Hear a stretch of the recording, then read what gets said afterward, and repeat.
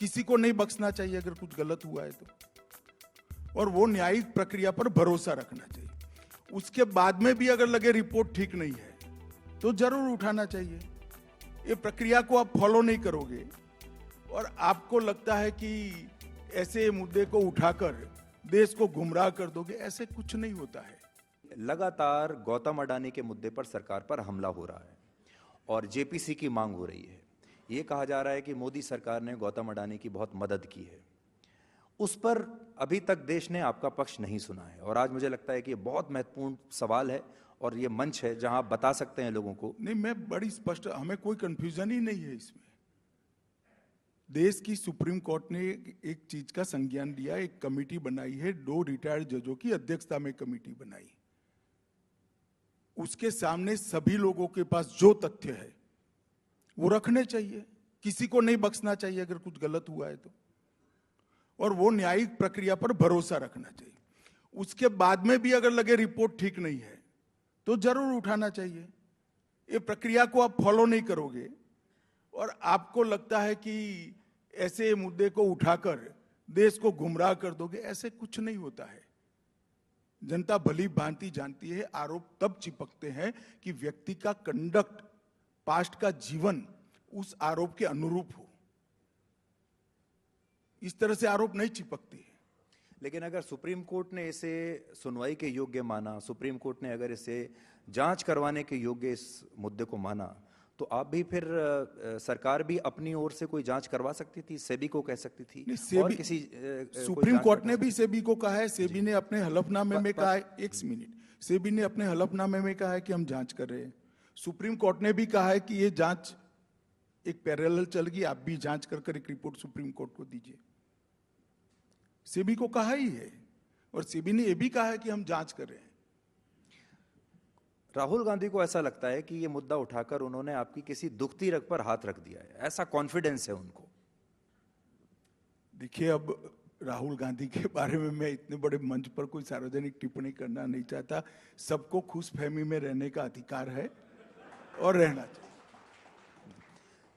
अब अमित जी, एक और जो लगातार विपक्ष का आरोप है वो ये कि ईडी, सीबीआई, इनकम टैक्स जैसी एजेंसियों का दुरुपयोग हो रहा है और लगातार विपक्ष के नेताओं को इस पर निशाना बनाया जा रहा है।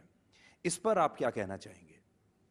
देखिए, जब 2017 की मैं बात कर रहा हूं, यूपी का चुनाव था, कांग्रेस की एक बड़ी नेत्री ने कहा कि भ्रष्टाचार हमने किया था तो क्यों कार्यवाही नहीं हो रही है, हम पर सवाल खड़े करे थे। अब हो रही है तो हाय तौबा कर रहे हैं। ये सारी एजेंसियां, कोई एजेंसी कोर्ट के ऊपर नहीं है। किसी भी नोटिस को भी आप कोर्ट में चैलेंज कर सकते, एक, किसी भी एफआईआर को कोर्ट में चैलेंज कर सकते हैं, 2, और किसी भी चार्जशीट को भी कोर्ट में चैलेंज कर रहे हैं, 3। भाई, कोर्ट में जाने की जगह यहां पर हो हल्ला कर क्या होगा? और मैं देश की जनता को पूछना चाहता हूं, किसी भी व्यक्ति ने करप्शन किया है, ऐसा अगर किसी भी जांच में एजेंसी के ध्यान में आता है तो एक्शन लेना चाहिए या नहीं लेना चाहिए? और ये सारे लोग जो हाय तौबा कर रहे हैं, इसमें 2 केस छोड़कर सारे केस रजिस्टर्ड उनके टाइम में हुए हैं, हमारे टाइम में नहीं हुए हैं। उन्होंने अपने शासन में जो 12 लाख करोड़ के घपले, घोटाले, भ्रष्टाचार किया, उस वक्त सीबीआई में फिलहाल मामला टालने के लिए केस रजिस्टर कराए थे। फिर इसके अंदर धन शोधन का मामला है तो ईडी कर रही है। पहली एफआईआर उनके समय में हुई है, 2 केस छोड़कर। सारे केस में हमने नहीं किया है भैया। और कोर्ट में जाते हुए उनको कौन रोक रहा है? और बहुत, हमारी पार्टी में तो कम है, उनकी पार्टी में ढेर सारे अच्छे वकील हैं। नहीं, पर अभी उनको बेल भी अगर मिलती है तो वो इसको एक जीत की तरह प्रोजेक्ट करते हैं और ये कहते हैं कि भाई देखिए, चाहे लालू यादव हो, चाहे सिसोदिया हो, चाहे कविता हो, चाहे शिवसेना के जो नेता हों, सिर्फ कुछ खास लोगों को ही निशाना बनाया जा रहा है, या ममता बनर्जी की पार्टी के जो लोग हों। ठीक है, फिर वो कुछ देर दिन जेल में रहते हैं, फिर बेल लेके बाहर आ जाते हैं, फिर वैसे ही आपके खिलाफ एक दुष्प्रचार वो करते हैं। तो ये एक नैरेटिव वॉर भी है। देखिए, हर चीज को जनता बारीकी से देख रही है और जनता आपका अपना मैंडेट देगी।